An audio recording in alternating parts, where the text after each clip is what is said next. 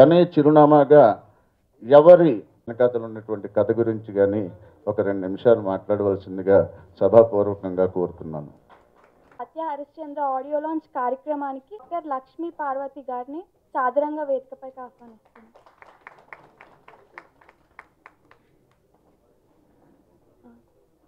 వారికి బొకేలు గోపాలరావు గారు అందిస్తున్నారు.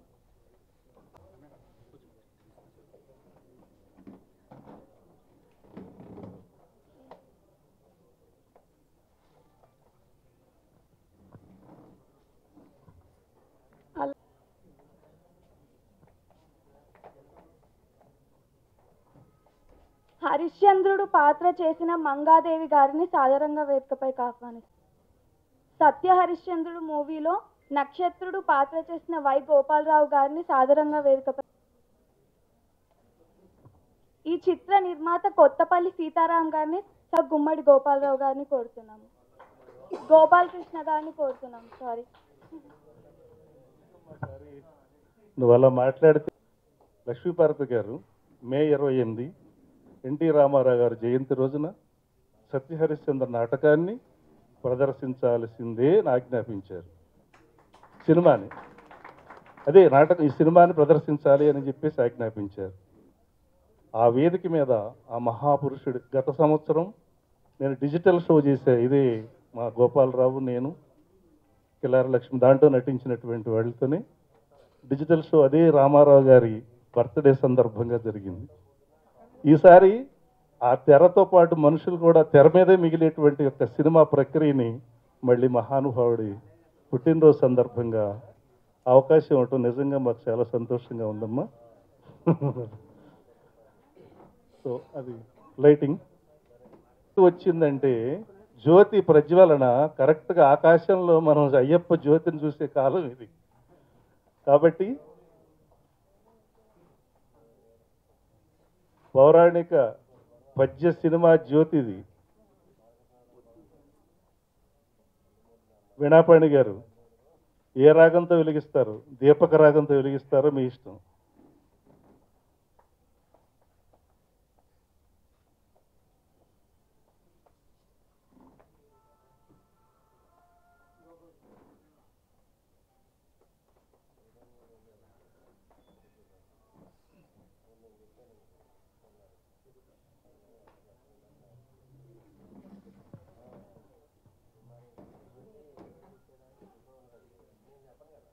మనకి పద్యనాటకంలో ప్రార్థన కూడా ఆ రోజున ఏ ముహూర్తంలో అది పరబ్రహ్మ పరంజ్యోతి పరమేశ్వరాన్ని ప్రారంభించారు. ఆనాటి నుంచి ఈనాటి వరకు కూడా శుక్లాంబరధరం విష్ణు శశివర్ణం చతుర్భుజం ప్రసన్నవదనం ధ్యాయేత్ సర్వవిఘ్నోపశాంతయే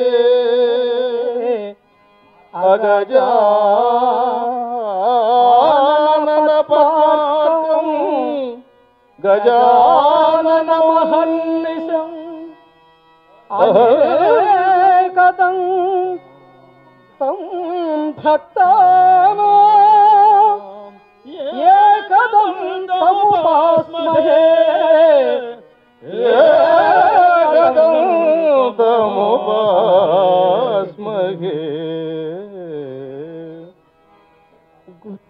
అనేకదం తం భక్తానాం అని విడదీసి చదవటం మాకు అలవాటైపోయింది. అంతేగాని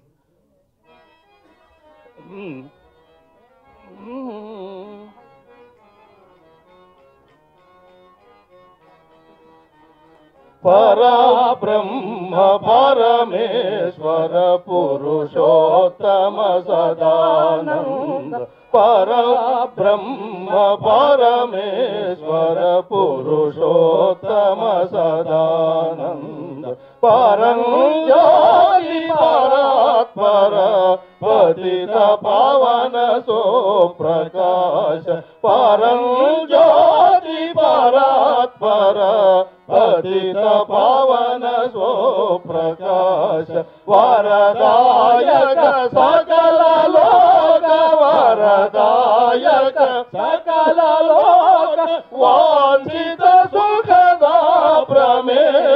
వరదాయక సకల లోక వాంఛిత సుఖద ప్రమేయ పాహి పాహి మాం పాహి పాహి పాహి మాం పాహి పరబ్రహ్మ పరమేశ్వర పురుషోత్తమ సదా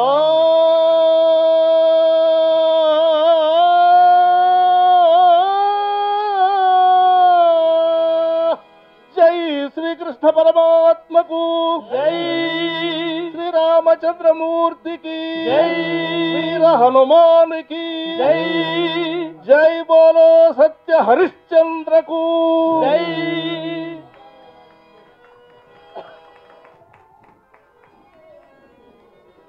ఎన్ని నాదాలు అంత శృతిలో ఒక తెలుగు భాషకే సాధ్యం, తెలుగు భాషలోనే పలకగలుగుతాయి.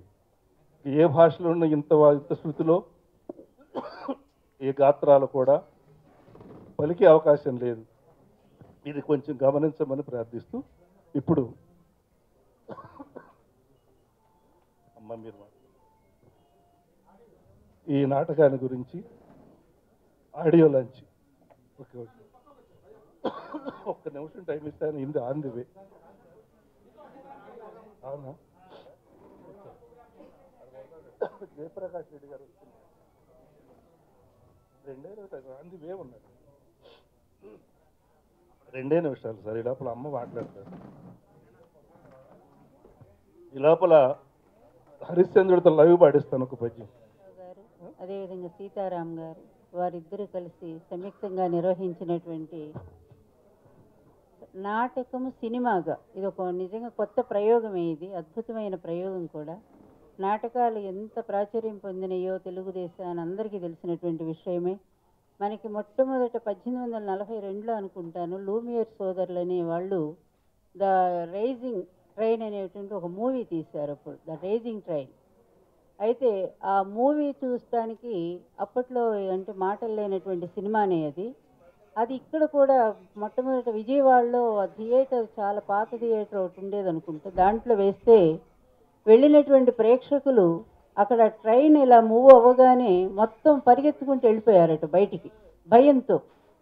ఆ విధంగా ప్రారంభమైనటువంటి సినిమా తర్వాత ఏ విధంగా అనువాదంతోనే మనకు నిలబడింది. అంటే కేవలం పౌరాణిక సినిమాల వల్లే చిత్ర పరిశ్రమ నిలదొక్కుందంటే అందులో అతిశయోక్తి లేదు.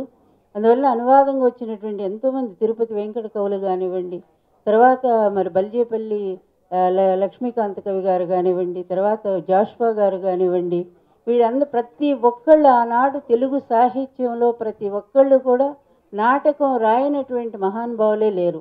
వీరేశలింగం గారు మొట్టమొదట, అదేవిధంగా గురజాడ అప్పారావు గారు కన్యాశుల్కం అందరికీ తెలిసినటువంటి విషయమే.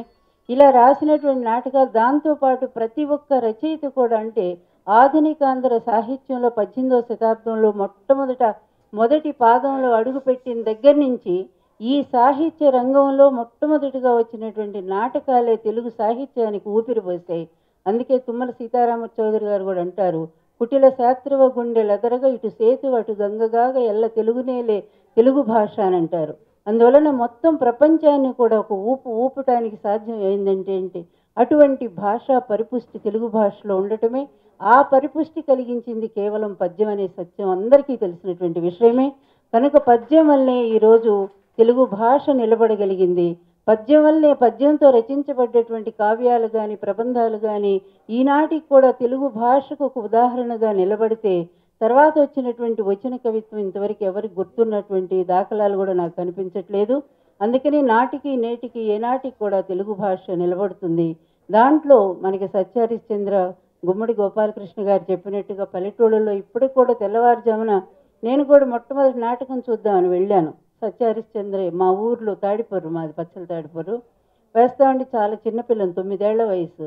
కానీ వెళ్ళి అక్కడ నాటకం మొదలయ్యేసరికి నిద్రపోయాం మేము. ఎందుకంటే అది ఎప్పుడో 10 గంటలకు మొదలుపెట్టేవాళ్ళు ఆ రోజుల్లో.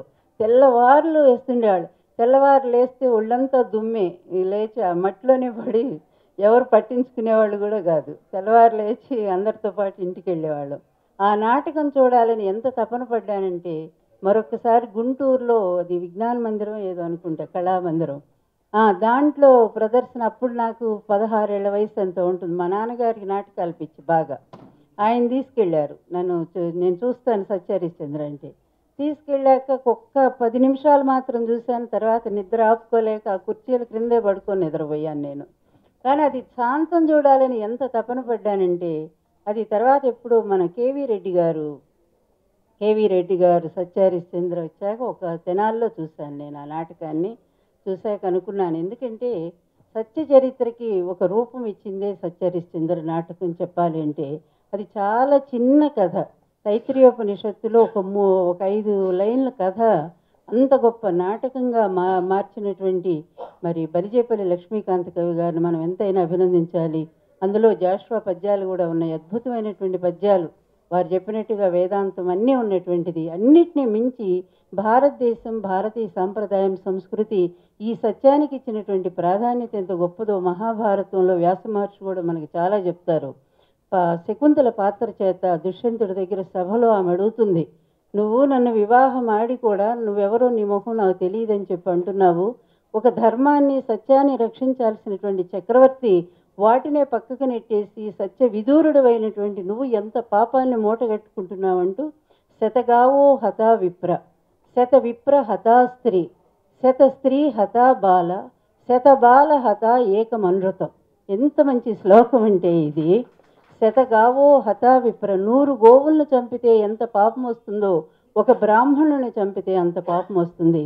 శత విప్ర హతా స్త్రీ, 100 బ్రాహ్మణులను చంపితే ఎంత పాపం వస్తుందో ఒక్క స్త్రీని చంపితే అంత పాపం వస్తుంది. శత స్త్రీ హతా బాల, 100 స్త్రీలను చంపితే ఎంత పాపమో ఒక్క బాలకుని పసిబిడ్డను చంపితే అంత పాపం వస్తుంది. శత బాల హతా ఏకమనృతం, 100 పసిబిడ్డలను చంపితే ఎంత పాపం వస్తుందో ఒక్క అబద్ధం ఆడితే అంత పాపం వస్తుందని ఇంత సత్యానికి అంత ప్రాధాన్యత ఇచ్చినటువంటి మన చరిత్ర అంతా కూడా అంత గొప్పగా రాయబడితే ఈ రోజుల్లో ఒక్క నిజం చెప్పేవాడు ఉన్నాడా? తెల్లవారు లేస్తే మరీ భ్రష్టు పట్టిన రాజకీయ వ్యవస్థలో అబద్ధాలే వింటున్నాం మనం రోజు. ఉదయం లేచిన దగ్గర నుంచి ఛానల్కి సంబంధం ఉండదు, పేపర్కి సంబంధం ఉండదు. ఇందులో వచ్చిన వార్త అందులో ఇంకో రకంగా ఉంటుంది, ఇందులో ఉన్న న్యూస్ అందులో ఇంకో రకంగా ఉంటుంది. అందువలన సత్యాన్ని ఆశ్రయించినటువంటి సత్యకాముడి కథ కూడా మనకి ఆదర్శనీయమైనటువంటిది. మన పురాణాల్లో ఒక భ్రష్టుడిగా పెరిగినటువంటి ఒక బిడ్డ మరి చదువు నేర్చుకోవాలని చెప్పి ఆశ్రమానికి వెళితే అది బ్రాహ్మణులకు మాత్రమే పరిమితమైనా, అందువల్ల నువ్వు ఏ కులము మీ అమ్మని అడిగి రమ్మంటే అప్పుడు తల్లి దగ్గరికి వెళితే ఆమెను దాసి సేవ చేస్తూ ఉంటుంది. తల్లిని అడుగుతాడమ్మా, నా తండ్రి ఎవరు, నా కులం ఏంటి, నేను ఎవరు అని అంటే, నాయన నువ్వు మాత్రం ఏ కులమో నాకు తెలియదు, ఎందుకంటే నేనే ఎట్లా పెరిగానో నాకు తెలియదు. దాసి సేవలోకి వచ్చాక ఎంతోమంది పురుషులతో నాకు సంబంధాలు ఏర్పడ్డాయి, కాదు నా జీవితాన్ని అలా పాడు చేశారు అందరూ. వాళ్ళల్లో నువ్వెవరికి పుట్టావో కూడా నేను చెప్పలేను. అయితే ఈ సత్యాన్నే నీ గురువుకి చెప్పు, ఆయన అంగీకరిస్తే విద్య నేర్చుకో, లేకపోతే వదిలేసేయని చెప్తుంది ఆవిడ. నిజంగా కూడా ఆ తల్లి ఎంత గొప్పదో చూడండి. అప్పుడు వెళ్ళి చెప్తాడు, గురుదేవా ఇది నా జన్మ వృత్తాంతం, నేను ఎవరికి పుట్టానో నాకు తెలియదని మా అమ్మ చెప్పమంది, నేను చెప్పాను, ఇది సత్యమైందంటే అప్పుడు చెప్తాడు, నువ్వు సత్యం చెప్పావు కనుక తప్పనిసరిగా బ్రాహ్మణ కుమారుడు అయి ఉంటావు, నేను విద్య నేర్పిస్తాను అని చెప్పి ఆశ్రమంలో చేర్చుకున్నారు. అంటే బ్రాహ్మణ అంటే మళ్ళీ కులం చేత బ్రాహ్మణ అని కాదు, అక్కడ బ్రహ్మజ్ఞానంతో బ్రాహ్మణ అని చెప్పి దానికి చెప్పబడింది. అందువలన ఏంటంటే జన్మనా జాయతే శూద్రు, పుట్టిన ప్రతి ఒక్కడు కూడా శూద్రుడే. ఎందుకంటే ఏ సంస్కారాలు అతనికి ఉండవు, అతని విద్య చేత సంస్కారం చేతనే అతను బ్రాహ్మణ స్థితిని పొందుతాడు. ఇక్కడ బ్రాహ్మణ అంటే బ్రహ్మ జ్ఞానం, ఆ జ్ఞానం కలిగినటువంటి వాడు, అతనికి ఉన్నటువంటి నియమాలను సక్రమంగా అనుసరించేటువంటి వాడు ఎవరైతే ఉంటాడో అతనే బ్రాహ్మణ శబ్దానికి అర్హుడవుతాడు తప్ప. అందువల్ల ఆ విధంగా చూస్తే సత్యకాముడుగా చరిత్ర ప్రసిద్ధి చెందినటువంటి వృత్తాంతాలు. అందువల్ల భారతదేశం మొత్తం కూడా సత్యాన్ని ఏ విధంగా ఆశ్రయించుకునుందో, సత్యాన్ని ఆశ్రయించే 18 లక్షల మంది కాదు 2 లక్షల మంది హిందువుల్ని ఒకే రోజు ఊచకోత కోస్తే వాడు మహమ్మదు వాడెవడు దండయాత్ర చేసిన వాడు మహమ్మద్ ఘోరి సోమనాథ దేవాలయ కార్తీక మాసం సోమవారం రోజు 1,00,000 మంది భక్తులంతా కూడా ఉపవాసం చేస్తూ దేవాలయం దగ్గర ఉంటే వాడు వచ్చి ఒక్కటే చెప్పమంటాడు, అబద్ధం చెప్పమంటాడు. ఈ దేవుడు అంటే మాకు ఇష్టం లేదని మీ హిందూ దేవుళ్ళు కాఫీర్లు అని చెప్పమనంటే మేము చెప్పలేము, మా దేవుడు పవిత్రుడు, మా భారతీయ సిద్ధాంతం గొప్పదని చెప్పినందుకు వాడు అంతమందిని కూడా ఊచకోత కోసాడు. అంటే సత్యాన్ని ఆశ్రయించినందువల్ల జరిగిన నష్టాలు కూడా చాలా ఎక్కువే ఉన్నాయి. అయినప్పటికీ శాశ్వతంగా ఇప్పటికి కూడా మనం చెప్పుకోగలుగుతున్నామంటే ఆ సత్యహరిశ్చంద్రుడిని ఎందుకు చెప్పుకుంటున్నామంటే ఆ సత్యాన్ని ఆయన ఆశ్రయించి ఉన్నాడు కనుకనే మనం చెప్పుకోగలుగుతున్నాం. అందువలన ఈ సత్యానికి ఇంత గొప్ప పీట వేసినటువంటి సత్యహరిశ్చంద్ర నాటకాన్ని ముందు ఆ అమ్మని చాలా మనస్ఫూర్తిగా అభినందించాలి. మగవాళ్ళకే సాధ్యం అనుకున్నటువంటి ఒక విద్యని కాదు, మహిళలు కూడా మేము చేయగలం మీతో సమానంగా నిరూపించినటువంటి మా మంగే కదమ్మా మంగాదేవి ఎంత అద్భుతంగా ఏమీ తక్కువ కాకుండా ఆ రాగాల్లో నాకు అంత సంగీతం తెలుసు కానీ పాడటం రాదు, కానీ నేను ఆనందించగలను పద్యాలు. నాకు జాషువా గారి పద్యాలు ఎంత ఇష్టమో ప్రాణం. అలాగే మా గుమ్మడి గోపాలకృష్ణ గారు పాడుతుంటే భలే వింటాను నేను. ఆయన చేత నేను రాసిన పుస్తకం ఒకటి వేయించాలి. ఈ మధ్యన అభిజ్ఞాని ఒక నవల రాశాను, కాళిదాస్ జీవితం. అది ₹1,00,000 అవార్డు వచ్చింది నాకు. అందువలన కానీ ఆ పాత్ర గోపాలకృష్ణ గారు వేస్తేనే దానికి సార్థకత వస్తుంది. చూస్తున్నాను ఆయన అనుమతి కోసం, ఆయన ఎప్పుడు అంగీకరిస్తారోనని. అందువలన ఈరోజు ఇది ఒక ప్రయోగాత్మకంగా తీసుకొని నిజంగానే ఈ సినిమాలు ఇవాళ చూసి మగలో పుట్టి పుబ్బలో పోతున్నాయి. కోట్లు ఖర్చు పెడుతున్నారు, 100 కోట్లు పేరు పెంచుకుంటానే పోతున్నారు. అవి ఎన్ని రోజులు సినిమా ఆడుతుందంటే అది చెప్పడానికి వాళ్ళ దగ్గర సమాధానం కూడా ఉండలేదు. ఒక రకంగా పరిశ్రమగా మారిన తర్వాత ఇండస్ట్రీ అంతా, సినిమా ఇండస్ట్రీ ఎన్ని విధాల నష్టపోయిందో పోతానే ఉంది, మళ్ళా మధ్య లేస్తూ ఉంది. దీనికి కారణం ఏంటనేది ఇప్పుడు కూడా కనుక్కోలేకపోతున్నారు. ఈ మధ్య భారతదేశంలో మొత్తం కూడా ఈ ఫిల్మ్స్ మీద సర్వే జరిపిస్తే నంబర్ 1 సినిమాగా దానవేర సూరకర్ణ వచ్చిందట. అంటే ఒక పురాణ చిత్రానికే అంత ప్రాధాన్యత వచ్చింది. అలాగే పురాణ పాత్రలు ఇప్పటికీ కూడా మనుషులను ప్రభావితం చేస్తున్నాయి. పురాణ నాటకాలు కానీ పురాణ సినిమాలు కానీ ఒక సజీవత్వం, అవి అంటే ఒక లైవ్, అంటే మనకి ఆ పాత్రలు ఆ సంభాషణలు ఎన్టీఆర్ గారు దానవీర సూరకర్ణలో మాట్లాడినటువంటి ఆ డైలాగులు ఒక మామూలు గొర్రెలు కాచుకునే కాపరి పల్లెటూరులో చదువు లేనటువంటి వాడు కూడా భాష తప్పు లేకుండా మాట్లాడగలుగుతున్నాడంటే అది ఎంతగా ఆ పాత్రలు ప్రభావితం చేస్తున్నాయో ఒక్కసారి మీరు ఆలోచించండి. ఈ రోజు ఉన్న సినిమాల్లో ఏ పాత్ర ఏమి సందేశం ఇస్తుందో ఎవరికీ అర్థం కావట్లేదు. ఆయన చెప్పినట్టుగా వెంటనే ఇక్కడ ఉంటాడు రిక్షావాడు హీరో, వెంటనే మరుసటి రోజు చూస్తేనే అక్కడెక్కడో ఫారిన్లో పాటలు పాడుతూ ఉంటాడు. ఇంత అసహజమైనటువంటి సినిమాల్లో ఏమి నేర్చుకోవాలి? అలాగే ఫ్లైట్ మించి దూకి లేకపోతే ఒక పూర్తి గాయాలతో చచ్చిన స్థితిలో ఉన్నవాళ్ళు లేచి మళ్ళీ ఒక 100 మందిని కొట్టి ఇంత అసహజత్వంతో బ్రతకాలా? కానీ ఒక నటుడైన వాడు అంటే మదరు నిజంగానే నాటకం అనేది సినిమాకి తల్లి, దాని నుంచే వచ్చింది సినిమా కూడా. అట్లాంటి మదరు ఎలా ఉంది అంటే సహజమైన లక్షణాలతోనే ఉంది. స్వయంగా అందులో నటీనటులు వాళ్ళే పాట పాడుకోగలరు, వాళ్ళు నటన చేయగలరు. తర్వాత అన్ని అభినయాలు వాళ్ళకి సాత్వికాభినయం, ఆంగికాభినయం, వాచికాభినయము ఇన్నిటినీ కూడా భరతుడు చెప్పిన సాంప్రదాయాలన్నింటినీ కూడా చక్కగా పాటించగలిగినటువంటి గొప్ప నటీనటులు మనకి ఈ నాటక రంగంలో దొరుకుతారు తప్ప సినిమాల్లో ఏది వాళ్ళది కాదు, మాట వాళ్ళది కాదు, పాట వాళ్ళది కాదు, చివరికి అభినయం కూడా వాళ్ళది కాదు. ఎందుకంటే ఆ హీరో ఎవడో పోల్చుకోవడానికి మనకి సినిమా చివరి దాకా చూడాల్సి వస్తుంది. వాడి ముఖం ఎక్కడో ఉంటాడు, కెమెరా ఇక్కడ ఉంటుంది. అసలు ఈ హీరోయిన్ ఎవరని తెలుసుకునేసరికే వాడు అయిపోతుంది, వాడి జీవితం అయిపోతూ ఉంది. అట్లాంటి పరిస్థితుల్లో కోట్ల రూపాయలు నష్టపరుస్తూ సాంప్రదాయానికి విరుద్ధమైనటువంటి సినిమాలు తీసుకుంటూ ఇది అవసరమా అని చెప్పి ఆలోచించుకోవాల్సినటువంటి అవసరం. అందుకే నిజంగా డైరెక్టర్లకి ఆదర్శంగా నిలబడ్డ మా బ్రదరు, నిజంగా ఆయన ఎప్పుడు తీసినా కూడా మంచి పౌరాణిక సినిమాలు లేకపోతే జానపద ఇట్లాంటి ప్రాధాన్యత కలిగిన సినిమాలు తీస్తారు. అందుకే ఆయన ఎప్పటికీ మిగిలిపోయారు, ఆయన స్థానం అయింది, ఎవరు దాన్ని కదిలించలేరు.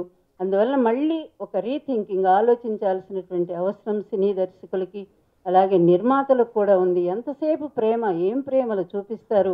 3 రోజుల్లో ముగిసిపోయేటువంటి ప్రేమలు బయటే ఫెయిల్ అయిపోతూ ఉన్నాయి. ఇంకా సినిమాల్లో చూసి ఏమి నేర్చుకోవాలో అర్థం కానటువంటి దాని ఒక అపరిపక్వమైనటువంటి ఆ ప్రేమ కథల కంటే కూడా మీరు సమాజాన్ని మళ్ళిస్తే తప్పనిసరిగా ఆ వైపు మళ్ళీ ప్రజలు కూడా రావడానికి అవకాశం ఉంటుంది. 4 రోజులు చూడకపోవచ్చు. శంకరాభరణం సినిమా ఎంత ఆదర్శంగా నిలబడిందండి. మొదట్లో ఎవ్వరూ లేరు ఆ సినిమాకి, కానీ 1 రోజులు అయ్యేసరికి ఒక సామాన్య రిక్షావాడు కూడా క్లాసిక్ మ్యూజిక్ని అందుకోగలిగాడంటే ఆ విధంగా సినిమా తీసుకుపోగలిగినప్పుడు తప్పనిసరిగా సమాజం కూడా నీ వెంట నడుస్తుంది తప్ప లేకపోతే ఎంతసేపు వీళ్ళ అభిప్రాయం ఇదేననుకుంటూ దాన్ని ఫాలో అవుతుంటే ఎప్పటికైనా సరే పరిశ్రమ నష్టపోక తప్పదు. దీన్ని ఆలోచించుకోమని తెలియచేస్తూ ధైర్యంతో తీసినటువంటి వై గోపాలరావు గారిని, సీతారామ గారిని, ఇందులో నటించినటువంటి వాళ్ళందరికీ కూడా నా మనపూర్వక అభినందనలు అందజేస్తూ తప్పకుండా నేను మే 28వ తారీఖు ఎన్టీఆర్ గారి జయంతి రోజు ఈ సినిమాని అక్కడ మరి రవీంద్ర భారతి డయాస్ మీద మీరు అనుమతిస్తే నేను వేయించడానికి సిద్ధంగా ఉన్నాను తెలియజేస్తూ అవకాశం ఇచ్చిన మా రాంబాబుకి నా కృతజ్ఞతలు తెలియజేసి సెలవు తీసుకుంటాను. ఎవరి పద్య నాటక రంగ చరిత్రని మారుస్తున్నటువంటి పద్య నాటక రంగాన్ని మరల చలనచిత్ర రంగం వైపుకు మళ్లిస్తున్నటువంటి తొలి ప్రయత్నానికి మీ అందరి దిక్కులు పెక్కటిల్లే హర్షధ్వానాల మధ్య తొలిసారిగా పద్యం ప్రజల హృదయాలకు చేరువ కాబోతోంది. మళ్ళీ ఒక్కసారి మీ ఆశీస్సులతో సత్య హరిశ్చంద్ర ఈ పద్యాల పాటలకు ఆడియో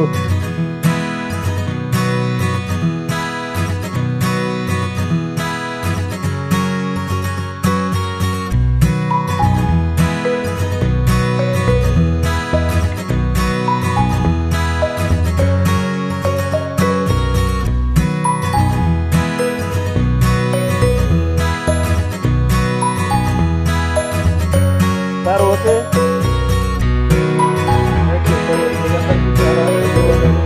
నేను ఒకసారి ఆడియో పట్టుకుంటాను. ఆడియో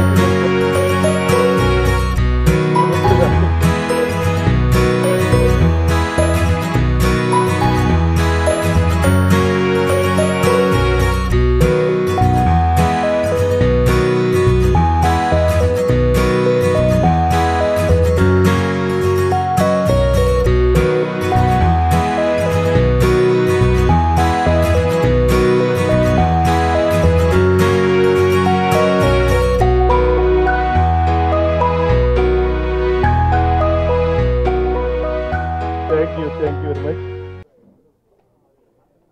ఈ వేడుకకి విచ్చేసిన అందరికీ నా ధన్యవాదాలు.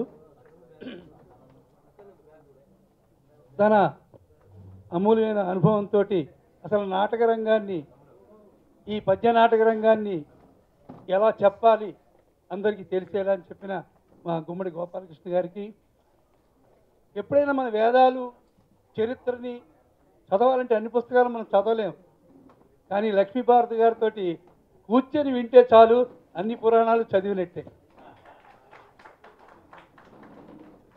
అలాగే మా జయప్రకాష్ రెడ్డి గారికి, ఇందులో హీరో కమ్ హీరోయిన్ హరిశ్చంద్ర పాత్ర ధరించిన మంగాదేవి గారికి, మా వీణాపాణి గారికి, అన్నిటికంటే మనం ఈ రోజులు అభినందించాల్సింది ఏంటంటే గ్లామర్ మీద నమ్మకం మీద నమ్మకం లేకుండా, నమ్మకం పెట్టుకోకుండా ఈ నాటకాన్ని సినిమాగా తీసిన మిస్టర్ గోపాలరావు గారిని ఎంతైనా అభినందిస్తున్నాం.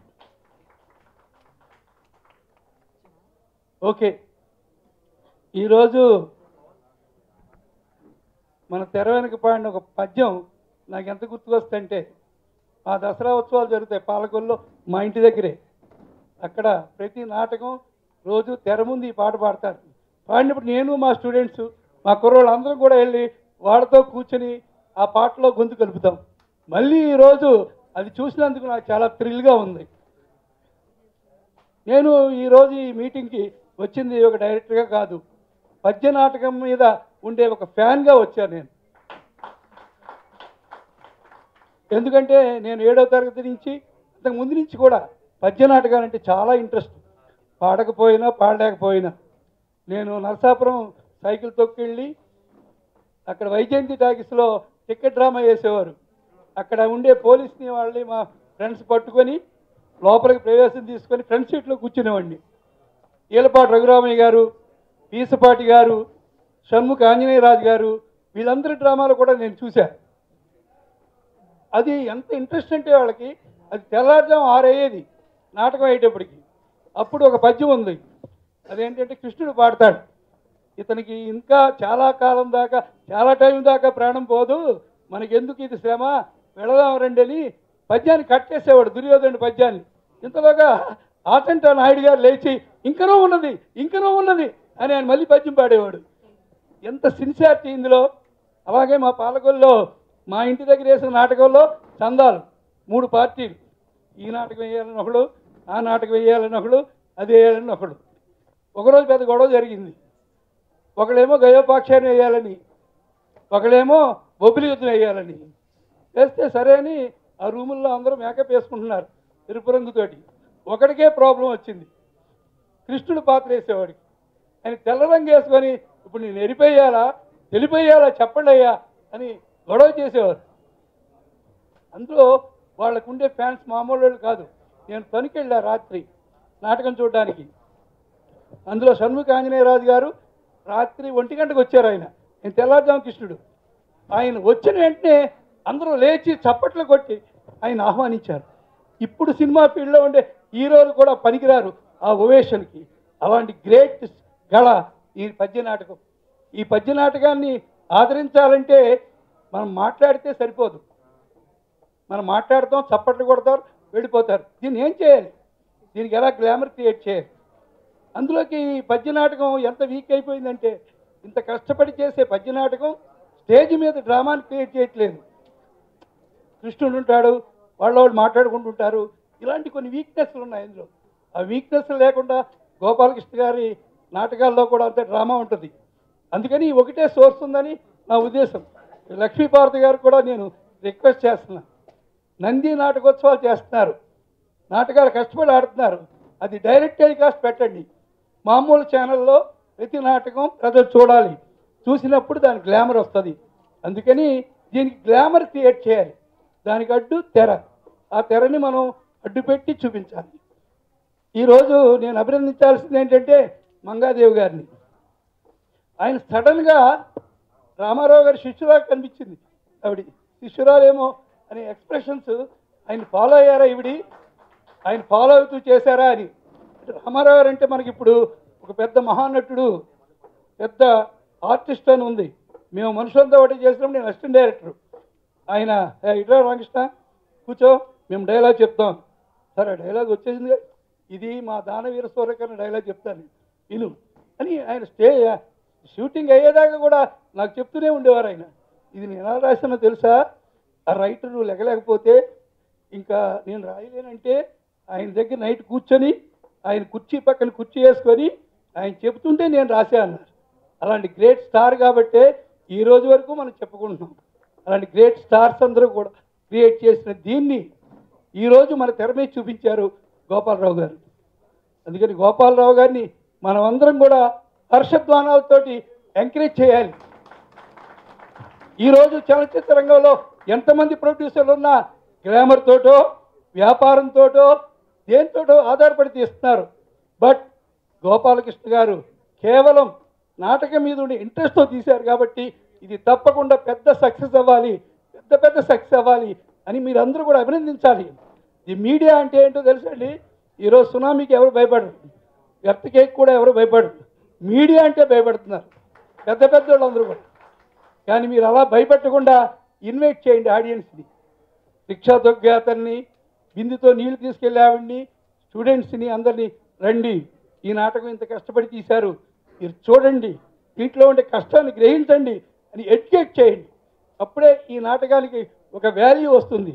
అంతేగాని మనం చప్పట్లు కొట్టి ఊరికే మాట్లాడి వదిలేస్తే ఈ నాటకం ఇలాగే ఉంటుంది. మా స్టేజ్ నాటకాలకి నేను ఎప్పుడు కూడా ఒక కళ ఉండేది నాకు. ఇప్పటికీ కూడా వాడు నాటకాలు వేస్తాడు ఒక ఆయన డైరెక్టర్. ఆయన ఇప్పటికీ కూడా సైకిల్ వేసుకెళ్ళి ఆర్టిస్టుని కలెక్ట్ చేసుకుంటూనే ఉంటాడు. ఎప్పుడు వస్తారంటే అందరూ రిహార్సల్కి హీరోయిన్ వస్తుంది శనివారం, ఆ రోజు మాత్రం వస్తారు. ఇలా పౌడర్ అది రాసుకొని ఇలాగ ఉండిపోయింది ఇక్కడ. బట్ తమిళనాడులో మాత్రం టికెట్ డ్రామా చూస్తారు అందరూ, సినిమా కంటే ఎక్కువ చూస్తారు. అలాగే అన్ని రాష్ట్రాలు ఇంగ్లీష్లో నేను టికెట్ డ్రామా సంపాదించడానికి 1 month పెట్టిందండి నాకు. అంత గ్లామర్ ఉంది. ఆ గ్లామర్ని తీసుకురండి, మరి దానికోసం ట్రై చేయండి. మరి గోపాలరావు గారు లాంటి వాళ్ళు ఇంకా తీయాలంటే మనం దానికి సక్సెస్ ఇవ్వాలి. ఆయన తీసిన డబ్బైనా ఇవ్వాలి కదా మనం. అందుకని ఇది ఎంత కష్టం అంటే నేను 4 రోజులు రిహార్సల్ చేశాను. మా సీనే అప్పటికే గొంతు పోయింది నాకు. వాళ్ళు ఇన్ని డ్రామాలు ఇన్ని పండుగలు చేసిన గొంతు పోదు. అలాంటి గొంతులో పలికిన ఈ శృతిని మనమందరం గ్లామర్ చేయాలి. దానికి గోపాలరావు గారు అందరూ కూడా మీరు కష్టపడాలి. దానికి లక్ష్మీపార్వతి గారు లాంటి వాళ్ళందరూ ఎమోషనల్గా ట్రై చేసి రామారావు గారిని నాటక రంగంలో చూపించాలి. అప్పుడు ఈ నాటక రంగం ప్రతి వాళ్ళు ఇంట్లోనూ వీధిలోనూ ఎక్కడ పడితే అక్కడ సినిమాని డామినేట్ చేసింది పద్య నాటకం అనిపించుకుంటే వీఆర్ సక్సెస్.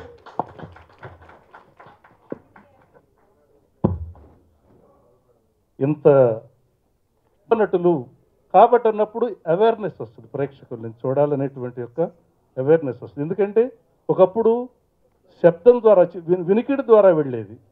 ఫలానా వాళ్ళు బాగున్నారంట అంట అనుకుంటే వాళ్ళని చూడటానికి వెళ్ళేవాళ్ళు. ఎప్పుడన్నా రేడియోలో వస్తే మహా గొప్ప. అటువంటిది ఇవాళ మనం ఏ దేశంలో ఉన్నా కూడా ఇవాళ మన మొహం ముందు చూసుకునేటువంటి అవకాశం వచ్చి ప్రేక్షకుల్ని ఇంట్లోనే కట్టిపడేసినటువంటి పరిస్థితుల్లో మీరు తప్పితే మాకు గతి లేని పరిస్థితి. కాబట్టి మమ్మల్ని ప్రేక్షకుల దగ్గరికి చేర్చాల్సిన బాధ్యత మీదే.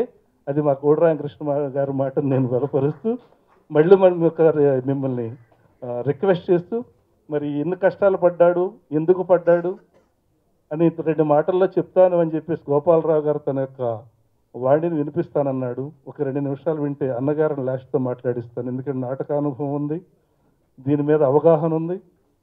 ఈ మధ్య శ్రీనాథుడి నాటకంలో నాకు ఆపోజిట్ క్యారెక్టర్ పద్యం పాడి మరీ యాక్ట్ చేశాడు ఆయన, డిండిమ పట్టుగా. పద్యం పాడతారమ్మా ఆయన. నెక్స్ట్ దుర్యోధనుడు కూడా వేపిస్తున్నాను. సో అల్లు అరవింద్ గారు నా శ్రీనాథుడి నాటకం చూసి 100వ ప్రదర్శన నేనే చేపిస్తున్నాను అని చెప్పేసి ఆ నాటకాన్ని ఎక్కడ ఉన్నత స్థితికి తీసుకెళ్ళడానికి ఆయన మాకు మాట ఇచ్చారు. అతి త్వరలోనే చిరంజీవి గారి సమక్షంలో శ్రీనాథుడి నాటకం 100వ ప్రదర్శన జరగబోతోంది. కాబట్టి నాటకానికి ఉచ్చస్థితి కల్పించాలటువంటి పెద్దలకు ప్రోత్సాహం అంతా కూడా కావాలి. మా గోపాలరావుని 2 నిమిషాలు ప్రసంగించమని కోరుతున్నాను. నటులు ఏ పాత్రనైనా అవలీలగా నటించగలిగిన ప్రఖ్యాత నటులు మన జయప్రకాష్ రెడ్డి గారికి, సాహితీ స్రష్ట సహృదయురాలు అమ్మగారు లక్ష్మీపార్వతి గారికి, మా సహనటులే గాక కళా పోషకులు, కళాకారులు, కళా తపస్వి మా గుమ్మడి గోపాలకృష్ణ గారికి, మా సోదరుడు మా సినిమాకి సంగీత దర్శకులు వీణాపాణి గారికి, మరి మా సహనటులకు, మా మిత్రులకు అందరికీ హృదయపూర్వక నమస్కారాలు. అదేవిధంగా ఇక్కడికి సభకు విచ్చేసిన కళాకారులకు, కళా పోషకులకు, కళాభిమానులకు కూడా హృదయపూర్వక ధన్యవాదాలు. అదేవిధంగా పాత్రికేయులకు, ఛానల్ వారికి మరీ పాదాభివందనాలు చెప్పుకుంటున్నాను. ఎందుకంటే వారే ముఖ్యం మాకు. ఇప్పుడు వారు ఏది చేయాలన్నా చేయగలరు. ఈ సినిమాని ప్రతి ప్రేక్షకుడు ప్రతి ఇంట్లో కుటుంబ సమేతంగా చూడగలిగే స్థితికి వారు నాకు సహకారం చేస్తారని వారికి హృదయపూర్వకంగా పాదాభివందనం చేసుకుంటున్నాను. నేను ఈ కళామ తల్లి ఆశీర్వచనంతో, నాటకమాత ఆశీర్వచనాలతో, మీ అందరి యొక్క ఆశీస్సులతో కొంత కీర్తి ప్రతిష్టలు తెచ్చుకున్నాను. అయితే కీర్తి ప్రతిష్టలు తెచ్చుకోవడానికి కారణం కూడా ఉంటాయి. అవకాశం అనేది రావాలి. అవకాశం రాకపోతే ఎంత గొప్పవాడు కూడా పెద్దవాడు కాలేడు. అలాంటి అవకాశాలు నాకు లభించాయి. అదృష్టం ఉంటే అవకాశం వస్తుంది, అదృష్టం ఉంటే అవకాశం వస్తుంది. ఆ అవకాశాన్ని వినియోగించుకొని మీ అందరి మన్నలను పొందుతున్నాను. నేను పెద్ద గొప్పవాడిని నేను చెప్పలేదు. అయితే ఆ కళామ తల్లి యొక్క ఆశీస్సులతో ఇంతవాడిని అయ్యాను. కాబట్టి కళామ తల్లికి సేవ చేయాలి, నాటక రంగాన్ని నిలబెట్టాలి, నాటక రంగాన్ని మరల పునర్వైభవానికి తీసుకురావాలంటే ఏమిటి చేయాలనే ఒక ఆలోచన వచ్చింది. ఏమిటి చేయాలంటే అన్నిటికంటే సినిమా మీడియా ప్రధానమైంది జనంలోకి వెళ్ళాలంటే. దానికి ముందుగా మా గుమ్మడి గోపాలకృష్ణ గారే నాకు స్ఫూర్తి. ఎందుకంటే నాకంటే ముందుగా వారు శ్రీకృష్ణ రాయబారం ఆడియో వీడియో చేశారు, శ్రీనాథుడు ఆడియో వీడియో చేశారు, వేమన మాత్రం తర్వాత చేశారనుకోండి. ఆ రెండు వారు ఆడియో వీడియో చేయడం నాకు స్ఫూర్తికి సినిమా మీడియాలో సినిమా ఎందుకు చేయకూడదనే ఒక ఆశ కలిగింది. సినిమా మీడియా అయితే అందరి ముందుకు వెళ్తుందనే ఆశ తప్పితే నేను వ్యాపార దృష్ట్యా కానీ లాభాపేక్షతో కానీ ఇది చేయలేదని మనవి చేసుకుంటున్నాను. నా ఆకాంక్ష నెరవేరాలి. నా ఆకాంక్షను నెరవేర్చే బాధ్యత అంతా మీడియా వారిపై ఉంది. అందుకోసం వారిని మరీ ప్రార్థించుకుంటున్నాను. నా ఆకాంక్ష మాత్రం నాటక రంగాన్ని నిలబడాలి, పద్యం నిలబడాలి, పద్య నాటకం వైభవంగా వెలసిల్లాలనే ఆకాంక్ష ఒక్కటే అని మనం చేసుకుంటూ మీ అందరూ కూడా ఈ విషయంలో అందరూ సహకరిస్తారని, అందరూ అంటే ఎవరికి తోచిన సహకారం అంటే మీ పిల్లలకి చూపించండి, మీ కుటుంబ సభ్యులకు చూపించండి, అందరికీ చూపించండి. ఇందులో ఒక ముఖ్య విశేషం ఏమిటంటే ఎవరి పద్యాలు వారే పాడారు, ఎవరి మాటలు వారే చెప్పారు. తర్వాత నాకు చాలామంది స్త్రీని హరిశ్చంద్రుడిగా ఎందుకు పెట్టాల్సి వచ్చిందని చాలామంది ప్రశ్నించారు. దానికి ఏమిటి కారణం అంటే స్త్రీని హరిశ్చంద్రగా ప్రదర్శన చేస్తే స్త్రీలందరూ చూస్తారు, స్త్రీలకు కూడా ఒక ఆపేక్ష కలుగుతుంది నాటకం చూడాలని. మన ఆడమనిషి హరిశ్చంద్రుడు ఎట్టా చూస్తారు, చూసి ముందుగా సినిమా విజయవంతం కావాలంటే స్త్రీలే చూడాలి, ఎక్కువగా స్త్రీలు చూడడానికి అవకాశం ఉంటుంది కాబట్టి వాళ్ళు చూస్తేనే విజయవంతం అవుతుందనే ఆకాంక్షతో మరి ఆ మంగాదేవి గారిని పెట్టానని మనవి చేసుకుంటున్నాను. నా ఆకాంక్ష నిలుపుతారని, నా ఆకాంక్ష నెరవేరుతుందని హృదయపూర్వకంగా అందరికీ నమస్కారాలు చేసుకుంటూ మీ వద్ద సెలవు తీసుకుంటున్నాను. ఇక్కడ కూర్చొని మనస్ఫూర్తిగా ఆనందపడుతున్నాను. అది ఏ ఒక్క కళాకారుడి సొత్తు కాదు, భాష.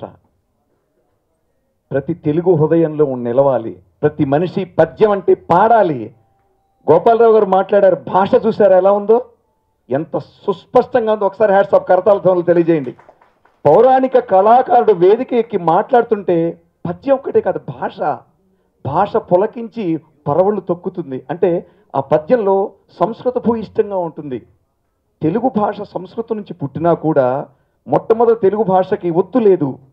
దానికి ఈయన ఎప్పుడు చెప్తుంటారు, పూత మెరంగులున్ బసరు పూప బెడంగులు జూపునట్టి వా కైతలు జగ్గు నిగ్గు నెనగావలి గమ్మున గమ్మనన్ వలన్ రాత్రియున్ బవల్ మరుపురాని వయల్ చెలియారజింపుని దాతరు తీపులను వలన దారశెలను వలన నోదలంచిన బ్రాతిక గైకొన్నులను బైదలి గుత్తుకులు అని పల్లటి కూతలను సొగసు కోర్కులు కావాలని ఆలకించిన చేతకొలంది కోకిటను చేర్చిన కన్నీయ చిన్ని పన్ని మీరు మూతల. ఇక్కడ ఒత్తు కనపడదా మీకు? ఇది తెలుగు భాష. అదే మహాకవి ఇప్పట్టున సంస్కృతము పచరించిన పట్టున భారతీయ వధూటి తపనీయ గర్భనికటి భవదానన పర్వసాహితి భాతక నాటక ప్రకర భారత సమ్మత ప్రభ సీత నగాత్మజాగిరి శేఖర సీత మయూఖరేఖిక పాత సుధా ప్రపూర బహుభంగ ఘుంగుమాన్ బట్టి జాతక తాళ యుగ్మల సంగతి తుంచు పంచిక మృదంగాత తేహి తత్తహితాదిత దండను దిందిమి వ్రాతనయానుకూల పదవార హుక్కుజ ఆదికింకిని ఇక్కడ మొత్తం ఒత్తులున్నాయి. ఇది సంస్కృతం. మనిషి మేధస్సు ఎంత గొప్పదో చెప్తున్నాను. శ్రీకృష్ణదేవరాయలు గారు అల్లసాని పెద్దన అష్టదిగ్గజాలు కూర్చున్నప్పుడు ఒక ప్రశ్న వేశారు అందరినీ. ఏమయ్యా మిమ్మల్ని అందరినీ పోషిస్తున్నాను చక్కగా, ఇవాళ సరదాగా నేను ఒక ప్రశ్న మిమ్మల్ని అడగాలనుకుంటున్నాను అన్నారు. తెలుగు భాషలో సంస్కృత భాషల్లో రెండిట్లో గొప్ప మేధావి ఎవరిని ఉన్నారా అని అడిగారు అష్టదిగ్గజాలని.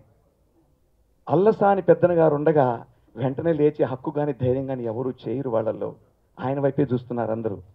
ఆయన రాజా, నేను సభలో ఉండగా మీరు సంస్కృతం తెలుగులో దిట్ట ఉన్నారా అని అడిగారు అన్నదానికి జవాబుగా 16 లైన్లు తెలుగులో 16 లైన్లు సంస్కృతంలో ఇంటి దగ్గర ప్రిపేర్ చేసుకోవాలా, మస్తిష్కం నుంచి ఆసుగా చెప్పారు అప్పటి నుంచి.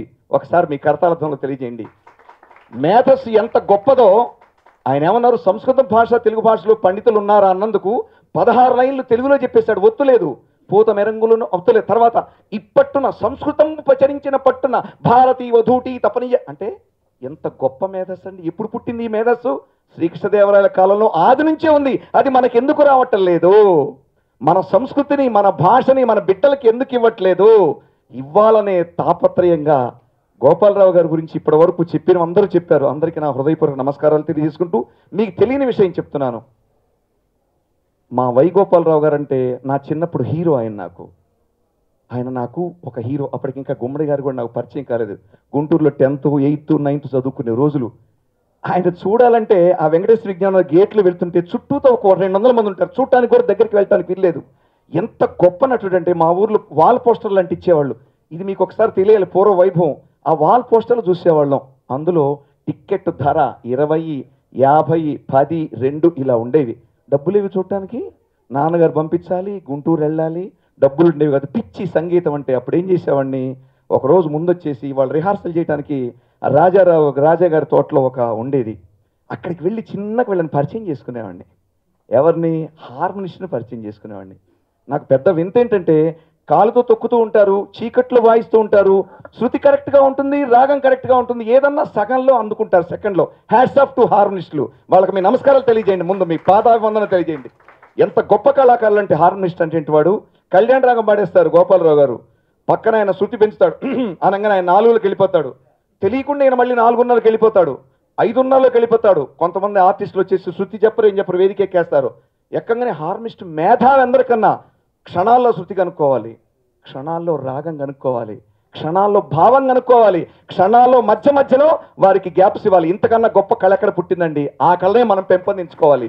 ఇవాళ ఇక్కడ ఉన్నారు వారు, ఇక్కడ చంటిబాబు గారు ఉన్నారా? ఇక్కడ చంటిబాబు గారు రాలేదు, ఇప్పుడు ఇక్కడ హార్మోన్ వాయించారు. ఒకసారి లేచి నుంచండి, వారికి అందరికి మనం కడతార్థంలో తీర్చిద్దాం. అంత గొప్ప కళ. ఈ కళలో నేను ఒక వ్యక్తిని అభినందిస్తున్నా, కె చంటిబాబు గారు అన్నారు. ఇప్పుడు ముందు సంగీతం గురించి చెప్పాలి, అసలు నా పాత్ర ఏంటో.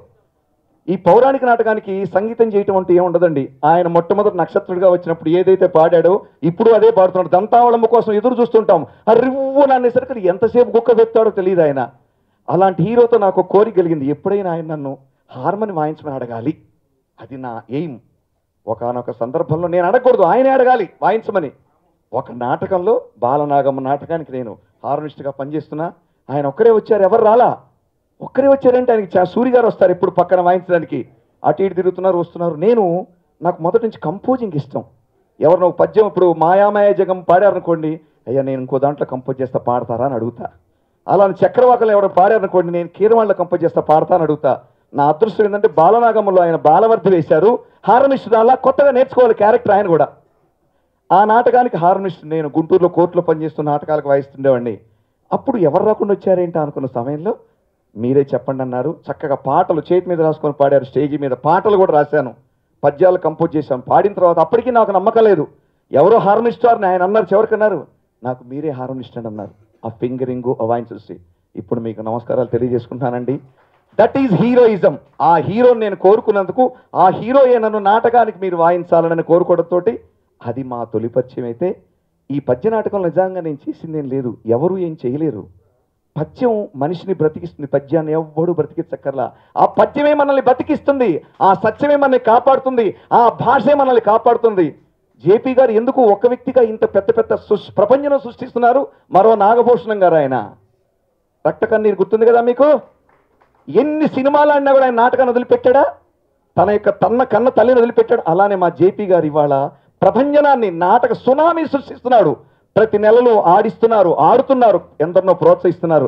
అనారే మా వైగోపాలరావు గారు ఏం చేశారంటే నన్ను గుర్తుపెట్టుకొని, వీణాపాణి గారు మీరు గుమ్మడి గోపాలకృష్ణ గారికి కూడా ఆ పద్యాలకి మీరే చేశారు, నాకు చెయ్యాలని నన్ను వచ్చి అడిగారు. ఇందులో గమ్మత్ ఏంటంటే నేనేం చేయలేదని, నేను చేసింది ఏం లేదు.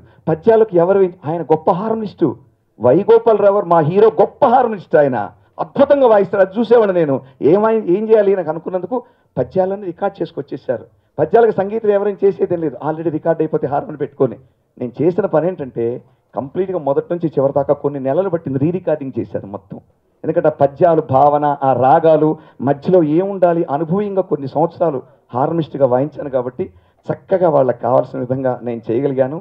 మా హీరో గారికి నా ధన్యవాదాలు తెలియజేసుకుంటూ, ఆయన ఏ స్థాయి హీరో అంటే ఇప్పుడు మనం పెద్ద పెద్ద హీరోలో పేర్లు చెప్తున్నామే, పౌరాణిక నాటకంలో ఆ స్థాయి హీరో. ఆయన పెద్ద రెమ్యునరేషన్ చేసుకునేవాళ్ళప్పుడు ఆయన రింగుల జుట్టు, ఆయన చూస్తే కింగ్ అనమాట. స్టేజ్ మీదకి వస్తే మేమందరం పరవశించి ముందు రోజులోనే కూర్చుకున్నాం. అలాంటి హీరోతో కూర్చొని పనిచేయటం అదృష్టం. ఇంకొక గొప్ప వ్యక్తి గురించి చెప్పాలండి ఇక్కడ, మంగాదేవి గారు. ఆ రికార్డింగ్ చేసేటప్పుడు నేను ఫోన్ చేశాను, ఆవిడ నంబర్ తీసుకొని. ఎందుకు చేశానంటే స్థాన నరసింహారావు గారి పేరు విన్నారు కదా మీరందరూ, ఎవరైనా స్థాన నరసింహారావు గారి పేరు విన్నారు కదా. గుమ్మడి గోపాలకృష్ణ గారు ఇప్పుడు మనల్ని ఎట్లా ఉర్రు తొలగించారో, బుర్రా సుబ్రహ్మణ్య శాస్త్రి గారి పేరు విన్నారు కదా.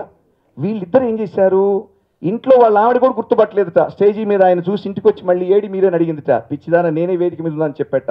స్త్రీ పాత్ర వేస్తే మతిపోతుంది ఆడవాళ్ళకు కూడా. పురుషుడు స్త్రీ పాత్ర వేస్తే పౌరాణిక నాటకాల్లో స్థాన నరసింహారావు గారు, బుర్రా సుబ్రహ్మణ్య శాస్త్రి గారు. ఇప్పుడు నేను చెప్పే ఉదాహరణ ఏంటంటే, ఒక స్త్రీ పురుష పాత్ర వేస్తే పురుషుడికి మతిపోయే స్థితిలో ఆయన నటించారు. మొట్టమొదటిగా చూసేది రికార్డింగ్ చేసే మ్యూజిక్ డైరెక్టరే. ఎంత అద్భుతమైనటువంటి ఆహార్యం, ఎంత అద్భుతమైన భాష. ఇక్కడ మీరు ఆ పోస్టర్ చూస్తే గోపాలరావు గారు నిర్మాత అన్ని తానే చేశాడు. ఆయన చూడండి ఎక్కడో మధ్యలో ఉన్నారు. ఇటుపక్క ఆవిడ పోస్టర్ పెద్దదేశారు, ఇటుపక్క అంటే హరిశ్చంద్ర ఏది కావాలో అది వేశారు, కానీ ఆయన దూరలేదు. ఆయన పాత్రలో మధ్యలో ఇలా రివ్ అనే పోస్టర్ పెట్టారు. Hats off. ఆయన అందరినీ ఉంచాలి, అందరికీ ప్రాధాన్యత ఇవ్వాలి అన్నందుకు అటుపక్క హరిశ్చంద్రుడు పోస్టర్ వేశారు, ఇటుపక్క హరిశ్చంద్రుడు వేశారు, మధ్యలో ఆయన ఒక చోట ఉన్నారు. హ్యాట్స్ ఆఫ్ టు యూ అండి. ఇది కళ బ్రతకాలంటే నేనే ఉండాలనుకోకూడదు, కళాకారులు అందరూ ఉండాలి, సజీవంగా అందరూ పాడాలని కోరుకున్నప్పుడు మాత్రమే కళ పరిణమిస్తుంది. వారి వియ్యంకుడిగా నా మిత్రులు కూడా ఇప్పుడు ఈ వేదిక మీద ఎన్నో కార్యక్రమాలు నిర్వహిస్తున్నారు. నా కోరిక ఏంటంటే భాషను బ్రతికించక్కర్లా, భాషను మనం నోరారా అంటే చాలు, పద్యాన్ని బ్రతికించక్కర్లా, పద్యాన్ని నోరారా పాడితే చాలు. పిల్లలకి ట్వింకిల్ ట్వింకిల్ చెప్పటం వద్దని నేను చెప్పండి, మీ పద్యం ఒకటి చెప్పండి, రోజు ఒక పద్యం పిల్లలకి చెప్పండి. ఇంట్లో మనం చదువుకుంటే పిల్లలు అది పాడుకుంటారు, వాళ్ళు నేర్చుకుంటారు. ఇలాంటి సినిమాలు కనుక బ్రతికిస్తే ఇంకా కొంతమందికి ఊపిరయ్యి ఇంకా కొంతమంది మళ్ళీ ముందుకు వస్తారు. కోడి రామకృష్ణ గారికి, లక్ష్మీ పార్వతి గారికి, గుమ్మడి గోపాలకృష్ణ గారికి, మా ఊరు వారైన జయప్రకాష్ రెడ్డి గారికి, ఇక్కడ అందరికీ నా హృదయపూర్వక నమస్కారాలు తెలియజేసుకుంటూ సెలవు తీసుకుంటున్నాను. ధన్యవాదాలు. పద్యం ఎందుకు నేర్పించాలంటే ఇక్కడ ఉన్నటువంటి సాఫ్ట్వేర్ పిల్లల్లో విదేశాల్లో ఉద్యోగాలు చేయాలని కోరుకుంటున్నారు ప్రతి తల్లిదండ్రులు. అందుకోసం బందుల దొడ్లో వేసి ఓన్లీ బట్టియం పట్టిస్తున్నారు. సరే, అది ఒకటి విషయం. నేను ఈ మధ్య ఒక డిగ్రీ పిల్లలకి ఒక డెమో ఇవ్వటానికి వెళ్ళినప్పుడు పద్యం ఎందుకు నేర్చుకోవాలనే దాని మీద ఒక చిన్న విషయం, ఒకే 6 నిమిషం. మీరందరూ విదేశాలు వెళ్ళి ఉద్యోగాలు చేస్తున్నప్పుడు మీ పక్కన ఒక చైనీస్ వాడు, జపనీస్ వాడు, ఒక రష్యను, వీళ్ళందరూ నలుగురు కూర్చుని మీరు భోజనాలు చేస్తున్నప్పుడు మాట్లాడినప్పుడు మీ భాష గొప్పతనం ఏమిటి, మీ భాష గొప్పతనం ఏమిటి అని అన్నప్పుడు ట్వింకిల్ ట్వింకిల్ లిటిల్ స్టార్ చెప్తావా అని అడిగాను. మీ భాషకు దేనికి లేనిది మా భాషకే ఉంది. తెలుగు భాషలో పద్యం అని చెప్పేసి ఒక వేమన పద్యం చెప్తే దిస్ పద్యం వాజ్ ట్రాన్స్లేటెడ్ బై బ్రౌన్ అని చెప్పేసి మీ ఇంగ్లీష్ వర్డ్ ట్రాన్స్లేట్ చేశాడని చెప్తే ఆ తెలుగు భాషకి, అమ్మ భాషకి ఎంత గొప్పదనం తెచ్చిన వాడు అవుతావు అనేటువంటి మాటకి వాళ్ళు ప్రతిస్పందించారు. కాబట్టి ఏంటంటే పద్యం ఎందుకు ఇటువంటి పద్యాలు చూసినప్పుడు, ఈ సినిమాలు చూసినప్పుడు మన పద్యం పరిచయం అవుతుంది, అది నేర్చుకోవాలని అభిలాష కలుగుతుంది. అభిలాష కలిగినప్పుడు దాని మీద ఒక ప్రేమ పుడుతుంది. ఇవాళ మనం కొన్ని ఇంకా పాత పాటలు, పాత పద్యాలు వింటున్నాం, కానీ కొత్తగా వచ్చిన పాటలు కానీ ఏదన్నా మన మైండ్లో ఉంటుందా? నేను నందమూరి రామాయణం అని చెప్పేసి ఎన్టీ రామారావు గారి మీద ఒక ఆడియో ఆల్బమ్ చేశాను. సుద్దాల అశోక్ తేజ గారు రాశారు. పేరేం పెట్టాలి అంటే ఆ మహాపురుషుడికి ఏం పెడతాం? నందమూరి రామాయణం. దాన్ని మళ్ళీ మ్యూజిక్ చేసింది ఈ మహానుభావుడు. ఆ నందమూరి అటువంటి ఎందుకు మహాపురుషులు మనం ఒక ఆడియో ఆల్బమ్స్గా, హరికథలుగా, బుర్రకథలుగా చెప్పుకునేటువంటి యొక్క ఉంటుంది. కానీ 4 డిస్కులు పెట్టినంత మాత్రం చేత అక్కడితో ఆగిపోతుంది. కానీ ఈ పద్యానికి అంత పవర్ ఉందని చెప్తూ మరి సీతారాం గారు కూడా ఈ ప్రాజెక్టుకి తనదైనటువంటి మరి ఆయన అనుభూతులు ఏమిటో ఈ ప్రాజెక్టు గురించి సీతారాం గారు 2 నిమిషాలు మాట్లాడిన తర్వాత జయప్రకాష్ రెడ్డి గారితో మాట్లాడిస్తాను. సీతారాం గారు.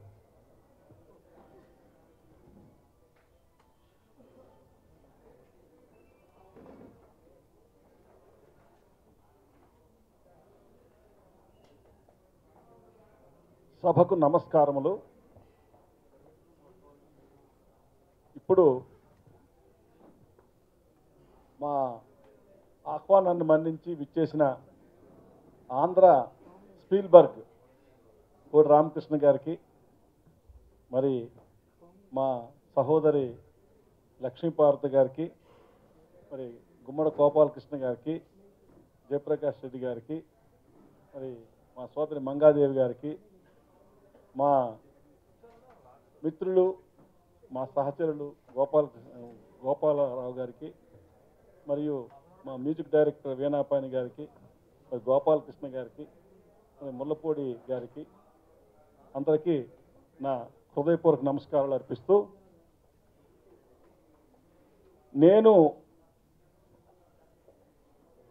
మాది శ్రీకాకుళం జిల్లా పలాస.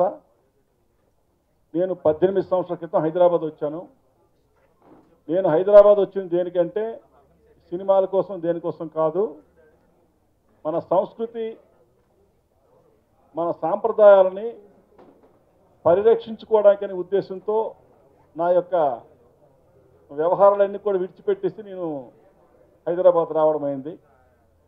అనుకోకుండా ఒకరోజు గోపాలరావు గారు నాకు పరిచయం అయింది, హైదరాబాద్లో పరిచయం అయింది. అంతకుముందు నేను అతని అభిమానిని. అతను చేసినటువంటి ఎల్పి రికార్డు ఎన్ని వేల సార్లు విన్నానో నాకే తెలియదు. ఆ హరిశ్చంద్ర ఎల్పి రికార్డు విన్నాను. అది అక్కడి నుంచి ఇతను నాకు పరిచయం అయిన తర్వాత నేను ఆశ్చర్యపోయాను. హైదరాబాద్ మీరు రావడం ఏంటి, ఇలా ఏంటని చెప్పేసి నేను ఆశ్చర్యపోయాను. అక్కడ పరిచయం అయింది. తర్వాత ఇలా సినిమా చేస్తున్నాము ఇలా అంటే నేను కూడా ఈ సినిమాకు సంబంధించిన దీంట్లో ఉన్నాను అని చెప్పి నేను పాల్గొని మొత్తం కలిసి ఈ సినిమా పూర్తి చేశాము. ఈ సినిమా చేయడానికి నా ఉద్దేశం ఏంటంటే మన సంస్కృతి మన భాష రక్షించుకోవడం. విదేశీ చరిత్రలో చూస్తే వాళ్ళు రాజులు చక్రవర్తులు అంటే వాళ్ళు ప్రజల్ని చంపి మనుషుల్ని చంపి దేశాన్ని ఆక్రమించుకున్నటువంటి వాళ్ళే చక్రవర్తులుగా రాజులుగా వాళ్ళు విదేశీయులు పాశ్చాత్యులు గుర్తించారు. మన దేశంలో అలా కాదు, ప్రజల హృదయాల్ని గెలిచినటువంటి వాళ్ళే చక్రవర్తులు. హరిశ్చంద్రుడు అలాగే ప్రజల హృదయాన్ని జయించాడు. నలుడు, పురూరవుడు, పురుకుసు వీళ్ళందరూ కూడా సమాజం కోసం తన ప్రాణాలు అర్పించారు, తన సుఖాలని అర్పించారు అన్నమాట. ఇది మన భారతీయ సంస్కృతి. దీన్ని మన ప్రజలకు తెలియజేయాలనేటువంటి ఉద్దేశంతో చాలా గొప్పదని తెలిసి నేను దీంట్లో పాల్గొనడం జరిగింది. తర్వాత పద్యం అనేది తెలుగు భాష కలిగినటువంటి ఒక గొప్ప ఆభరణం. పద్యం లేకపోతే తెలుగు భాష లేదు. పూర్వం మనం బాల్యంలో మొట్టమొదట అక్షరాలు నేర్చుకున్న తర్వాత ఈ వేమన పద్యాలు, సుమతి పద్యాలు చదివేవాళ్ళం. ఇప్పుడు ఆ సంస్కృతి లేదు. అందుకని 100 వేమన పద్యాలకు నేను యానిమేషన్ చేశాను. పిల్లలు ఇప్పుడు విపరీతంగా కార్టూన్ సినిమాలు చూస్తున్నారు. ఆ పిల్లలకి మన భాష వెళ్ళాలి. పెద్దవాళ్ళు ముసలోళ్ళం అందరం వచ్చేసి భాష కోసం మాట్లాడితే లాభం ఏంటి? పిల్లల కోసం ఎవడ పట్టించుకోవడం లేదు. వాళ్ళంతా వెస్టర్నైజ్ అయిపోతున్నారు, పాశ్చాత్యీకరణ అయిపోతున్నారు. వాళ్ళకి భీముడు అంటే తెలీదు, రాముడు అంటే తెలీదు, ఏవో ఇంగ్లీష్ పేర్లు తెలుస్తున్నాయి. చెంగిజ్ ఖాన్ బొమ్మలు పెట్టుకుని తిరుగుతున్నారు, ఇంకేవో తిరుగుతున్నారు తప్ప మన భీముడు బొమ్మలో రాముడు బొమ్మలు పెట్టుకుని తిరిగినటువంటి ఎవడూ లేడు. ఇలా అయిపోతుంది కాబట్టి నిలబెట్టే ఉద్దేశంతో నేను చాలా అనేక శ్రమలు పడి 100 వేమన పద్యాలు యానిమేషన్ చేశాను. ఇలా ప్రపంచంలో ఏ భాషా సాహిత్యానికి జరగలేదు. అది నేను చేశాను. దానికి లిమ్కా బుక్ ఆఫ్ రికార్డు వచ్చింది, 5 ప్రపంచ రికార్డులు వచ్చాయి, 29,000 పుస్తకాలు ఇప్పుడు కమ్మాం. ఇది తెలుగు భాషకు గడచిన 100 సంవత్సరాల్లో ఎవరూ చేయనంత సేవ నేను చేశానని నేను సగర్వంగా చెప్పుకోగలను. అలాగే 2 లఘు చిత్రాలు చేశాను, అంటే 10 నిమిషాలు లఘు చిత్రాలు చేశాను. భారతదేశానికి ఆత్మ దేవాలయం, దేవాలయం వల్లే మన సంస్కృతి వచ్చింది, దేవాలయం వల్లే మన ప్రపంచంలో ఎవరికి సంస్కృతి అయినప్పుడు మన సంస్కృతి వచ్చింది అన్న విషయాన్ని నేను సాక్ష్యాధారాలతో నిరూపించిన చిత్రానికి మన 3rd ప్రైజ్ వచ్చింది ఇంటర్నేషనల్ స్థాయిలో. మళ్ళీ ఇంకో విషయం చేస్తాను ఏంటంటే మన భారతదేశానికి మూల పురుషుడు చెప్తాను సార్ భారతదేశానికి మూల పురుషుడు భరతుడు. ఆ భరతుడు మన తెలుగువాడు, ఇక్కడే పుట్టాడని నిరూపణ చేస్తే ఒక సినిమా చేశాం. దానికేమో ప్రపంచ స్థాయిలో 2వ ప్రైజ్ కూడా వచ్చింది. అలాగే ఈ హరిశ్చంద్ర సినిమాని మహాత్మా గాంధీ చూసి కూడా ఇన్స్పిరేషన్ అయినట్టు మనకి అతను పుస్తకంలో రాసుకున్నాను. నేను బాల్యంలో హరిశ్చంద్ర నాటకం చూసాను, అంత గొప్పది ఈ హరిశ్చంద్ర నాటకం. మన తెలుగు సంస్కృతికి ఎంత గొప్పదంటే ఇప్పటికీ సంవత్సరానికి 300కి తక్కువ లేకుండా ప్రదర్శనలు జరుగుతున్నాయి మన ఆంధ్రప్రదేశ్లో. ఇది చిన్న విషయం కాదు. మన సినిమా 3 గంటలైతే మనం చూడలేము, 2 గంటలు దాటిపోగానే మనం విసిగిపోతాం. కానీ తెల్లవారులు చూస్తున్నారు, ఒకే సీన్ వెనక ఏముండదు మనుషులే ఉంటారు, తెల్లవారులు చూస్తున్నారు. దానిలో ఏదో శక్తి ఉంది.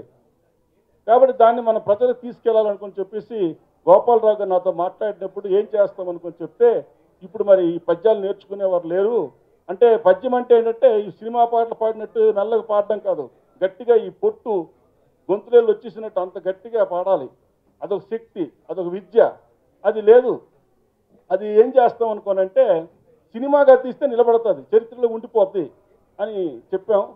దానికి అతను సంబంధించి సినిమాగా తీయడం జరిగింది. ఇది తప్పనిసరిగా ప్రేక్షకులు చూస్తారు. కానీ ఈ సినిమా వాళ్ళు ఏం చేస్తాం, మేము 2 సంవత్సరాలు సెన్సార్ చేసి సినిమా వాళ్ళు ఏంటి ఇది ఎక్కడ చూస్తారంటారు. ఇప్పుడు సినిమాలు ఎవరు చూస్తున్నారు? ఇప్పుడు ఆ తీసినటువంటి పిచ్చి పిచ్చి సినిమాలు ఎవరైనా చూస్తున్నారా? చూడండి, అయినా మళ్ళీ సినిమాలు తీస్తున్నారు. ఇది చూడండి మీరు ఎలా చెప్పగలరు? ఇది సినిమా రిలీజ్ చేస్తే చూస్తారా చూడరా అప్పుడు చెప్పాలి. అది లేకుండా ఎలాగవుద్ది? దీనికి కూడా మనుషులు ఉన్నారయ్యా, ఇప్పటికీ భారతదేశంలో సత్యము పవిత్రత ఉంది అని చెప్పేసి మేము చెప్పడం జరిగింది. దానికి ఎదురు కొందరు అలా ఇలా అన్నారు. అయినా మహాముఖులు చాలామంది కూడా మాకు రమణాచారి గారు వీళ్ళంతా చాలా కోఆపరేట్ చేస్తాం ఇచ్చేశారు. అనివార్య కారణాల వల్ల అతను రాలేకపోయారు. అతని కోసమే పగలు పెట్టాము ఈ కార్యక్రమం. అయినా మా యొక్క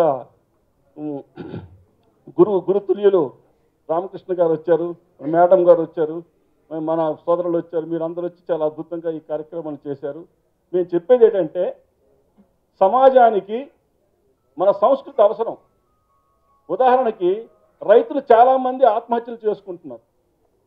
రైతులు ఆత్మహత్యలు చేసుకుంటున్నారు, ఎందుకు చేసుకుంటున్నారు? అదే హరిశ్చంద్ర గారిని చూస్తే చేసుకో దానిలో మీరు చూడండి, కలత ఊహించక కలకాలము కష్టములు ఉండబోవు, రాజే కింకరుడను కింకరుడే రాజగుని అని చెప్పేసి ఒక పద్యం వినిపిస్తుంది. నువ్వు బాధపడకు, నీకు మంచి రోజులు వస్తాయని. అలా ఓదార్పు ఎక్కడ దొరుకుతుంది? దొరకలేదు. అదే దొరుకుతుంటే వాళ్ళు ఆత్మహత్యలు చేసుకోరు. ఇంత కష్టం వచ్చినా సరే అతను నిలబడ్డాడు, అది వాడికి తెలిస్తే ఇన్స్పిరేషన్ అవుతాడు. అది లేదు కాబట్టి వాళ్ళు ఆత్మహత్యలు చేసుకుంటున్నారు. అలాగే వీళ్ళు ప్రతి వాళ్ళు కూడా చదువు చదువు చదువు అంటున్నారు. వీళ్ళ ప్రపంచానికి సమస్య ఏంటి? అవినీతి, తీవ్రవాదం. తీవ్రవాదం ఏంటి? తీవ్రవాదులు అందరూ చదువుకున్నలే. మీరు నక్సలైట్లు తీసుకోండి, ఐఎస్ఐఎల్ తీసుకోండి, ఇలాంటి ఎల్టీటీ తీసుకుని ఎవరు తీసుకుని అందరూ తీవ్రవాదం. ఇదందరూ కూడా చదువుకున్న వాళ్ళే. కారణం వీళ్ళకి నీతి లేదు, కారణం మన నీతి బోధించడం లేదు. ఇలాంటి నీతి ఇలాంటి సినిమాలు ఉంటే అలాంటి ఆత్మహత్యలు జరగవు. ఇలాంటి మెసేజ్ కానీ వాళ్ళకి వెళ్తే ఆత్మహత్యలు జరగవు. ఇలాంటి మెసేజ్ అయితే వాళ్ళు స్కూళ్ళు మీరు చూడండి, అమెరికాలో స్కూల్కి వెళ్ళి తుపాకీతో కాల్ చేస్తుంటారు, ఒక క్లబ్లోకి వెళ్ళి తుపాకీతో కాల్ చేస్తుంటారు, రకరకాలు చచ్చిపోతుంటారు హింస. అది పోవాలంటే ఇలాంటి సినిమాలు, హరిశ్చంద్ర పౌరాణిక సినిమాలు రావాలి. దానికి మీరందరూ ప్రోత్సహించి ముందుకు తీసుకెళ్ళాలి. తర్వాత ఒకే విషయం, భాష ఏంటనుకోనంటే ఈవేళ మన తెలుగు భాషను రక్షించుకోవాల్సిన పరిస్థితి వచ్చింది. రక్షించుకోవాలంటే తెలుగు భాష అవసరం ఎవరికి ఉంది? ప్రజలు ఏ భాష అయినా అనవసరం, బతకడం కావాలి. భాష బ్రతికించవలసిన బాధ్యత ఒక్క టీవీలకి పేపర్లకే ఉంది. ఎందుకంటే ఇప్పటికే ఈ ఇంగ్లీష్ ఛానళ్ళు, హిందీ ఛానళ్ళు వచ్చేసి ఆక్రమించాయి. మరికొద్దిగా అయిపోతే ఈ ప్రజలకి పూర్తిగా ఇంగ్లీషు హిందీ వెళ్ళిపోయారనుకోండి, అప్పుడు మీ ఛానల్ చూసేవారు, మీ పత్రిక చదివేవాళ్ళు ఉండరు. ఇప్పటికే మీ పత్రిక ఇంగ్లీష్ పత్రికలు ఎక్కువైపోయినాయి. భాష రక్షించుకోవాల్సిన బాధ్యత పత్రికలకు, టీవీలకే ఉంది.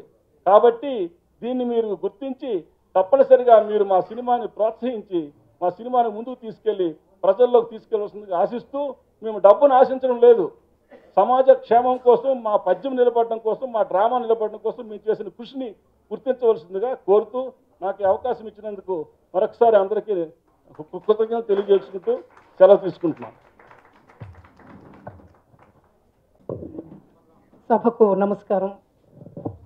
వేదిక మీద ఉన్న పెద్దలందరికీ, గుమ్మడి గోపాలకృష్ణ గారికి, వై గోపాలరావు గారికి, అలాగే జయప్రకాష్ నారాయణ రెడ్డి గారికి, అలాగే అమ్మగారు లక్ష్మీ పార్వతి గారికి, అలాగే మన డైరెక్టర్ గారు కోడి రామకృష్ణ గారికి, మన వీణాపాణి గారికి, సీతారాము గారికి, పెద్దలందరికీ నా యొక్క నమస్కారములు తెలియజేస్తున్నాను. నాకు ఈ సినిమాలో హీరోగా అవకాశం రావడం అనేది నా అదృష్టంగా భావిస్తున్నాను. ఈ సినిమాని ప్రేక్షకులు అందరూ చూసి మమ్మల్ని ఈ సినిమాని సక్సెస్ చేస్తారని కోరుకుంటున్నాను. ఒక పద్యం చదవమన్నారు, అలాగే తప్పకుండా చదువుతాను.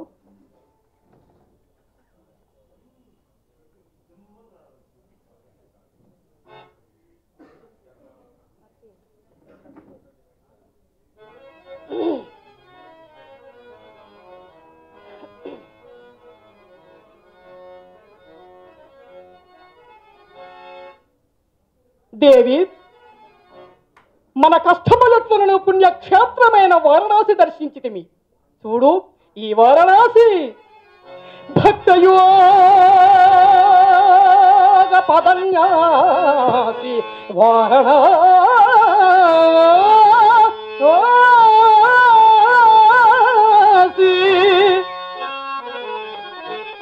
భవదురిత శాస్త్రవఖరాసి వారణాసి వర్ణదీతత సంభాసి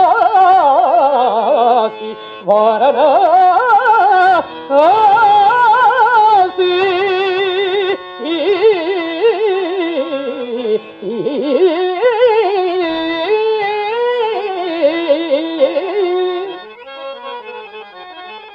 పావన క్షేత్రముల వాసి ఈ వారణాసి పావన క్షేత్రముల వాసి వారణాసి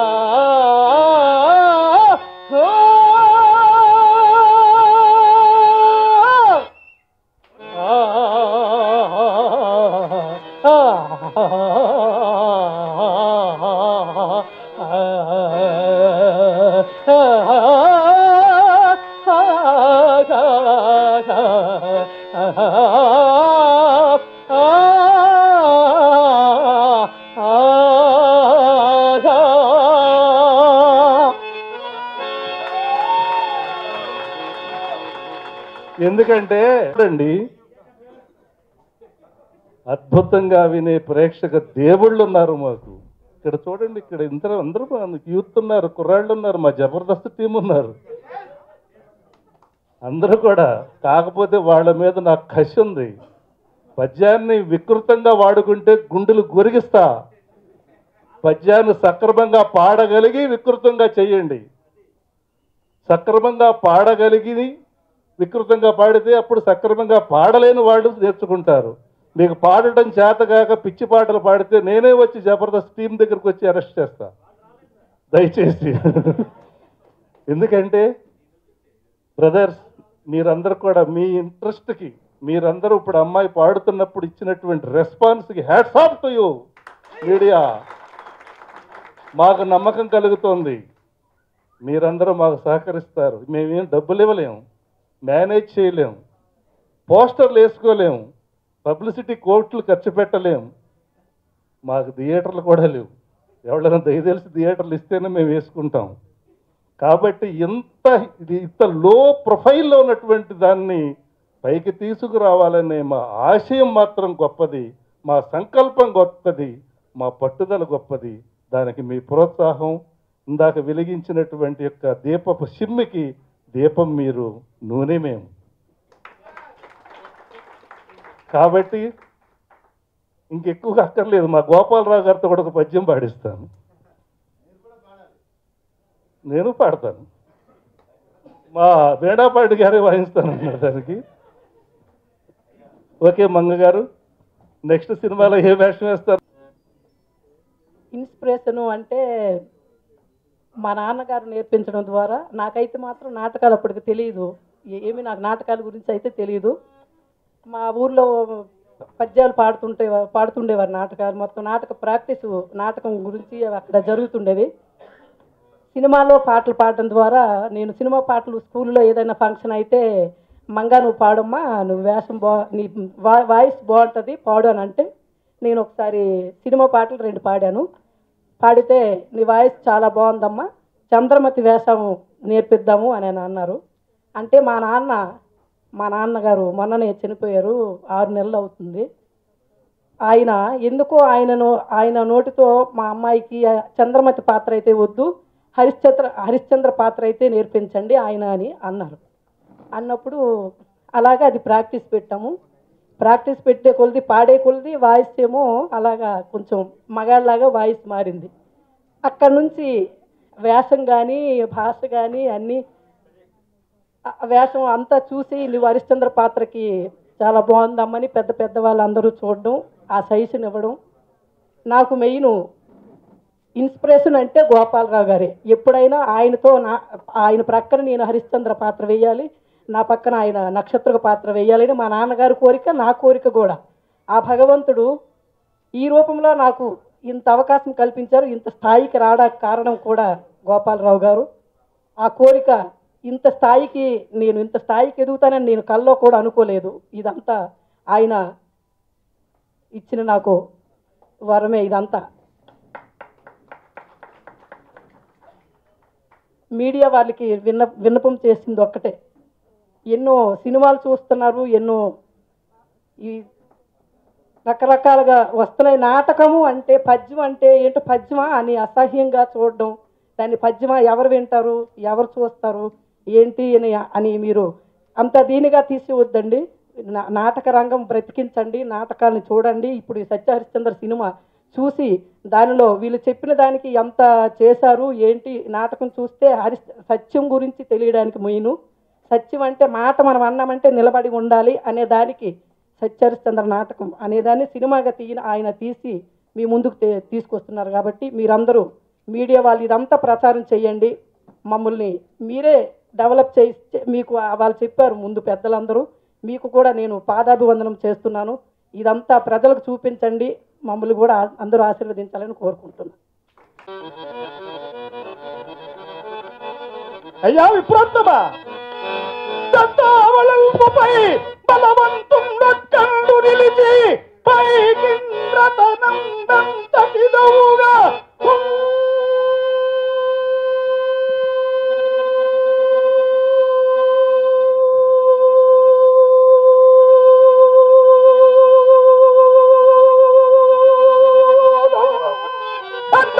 ధర్మ సంగుమ అటివల కొనుమా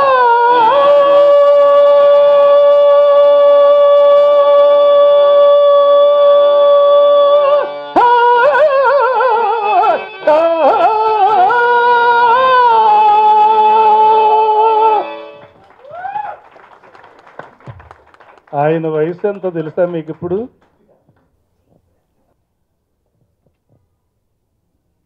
అందరికీ నమస్కారం. ఈ మాటలు పెగలడానికి కొంచెం సమయం తీసుకున్నాను. ఎందుకంటే వీళ్ళిద్దరూ పాడిన పద్యాలు విన్న తర్వాత ఓ విభ్రాంతికి గురయ్యాను. అద్భుతంగా పాడారు, చాలా బాగా పాడారు. అసలు పద్యం అనేది కేవలం మన తెలుగు వాళ్ళ సొత్తు మాత్రమే. అది మనకు గర్వకారణం.